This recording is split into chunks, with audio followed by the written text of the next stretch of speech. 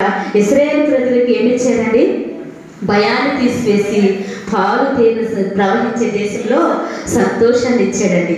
ఈరోజు మనం ఏ విషయంలో భయపడొద్దని మరి పరిశుద్ధాత్మ ఈరోజు ఎవరు హృదయాల్లో భయం ఉందో కానీ ఈరోజు మాట్లాడుతున్నాడు, సూటిగా మాట్లాడుతున్నారు. మరి ఇక్కడ ఉన్న వారితోనో మరి మైక్ శబ్దం ద్వారా వింటున్న వారితో మాట్లాడుతున్నారు. ఈరోజు నువ్వు భయపడవసరం లేదు. నువ్వు ఎవరివో నేను అనుకాదు, నువ్వు అందరూ కూడా నా బిడ్డలు అంటున్నాడు ఆయన.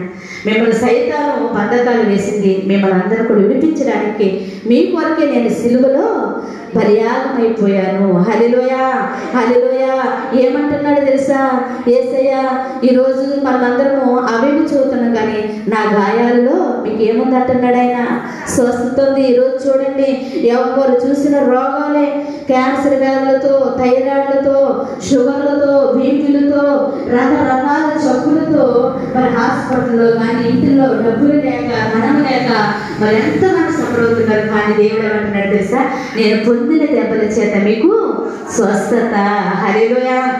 ఈరోజు భయపడుతూ నీకు స్వస్థతను ఇస్తానంటున్నాడు. మరి చాలా మంది కుటుంబాలలో భార్య భర్తలకు సమాధానం లేక విడిపోయిన కుటుంబాలు ఎంతో మంది ఉన్నారండి. మనమైతే బాగానే ఉన్నాం కానీ మనకు తెలియని ప్రజలు మరి ఎంతగానో అవమానం నిందలతో నిద్రల పట్లక మరి ఎంతో మంది భార్య భర్తలు విడిపోయిన వారు ఉన్నారు. కానీ దేవుడు ఏం చేస్తున్నాడు తెలుసా? భార్య భర్తలకు ఏమి ఇచ్చాడు తెలుసా? ఆయన సమాధానం ఇచ్చి సంతోషాన్ని ఇచ్చాడు. హల్లెలూయా హల్లెలూయా. సమాధానకర్త సమాధానపరిచి ఐక్యపరిచి సంతోషాన్ని ఇవ్వడానికి లోకానికి వచ్చాడు పశుపాలుడుగా.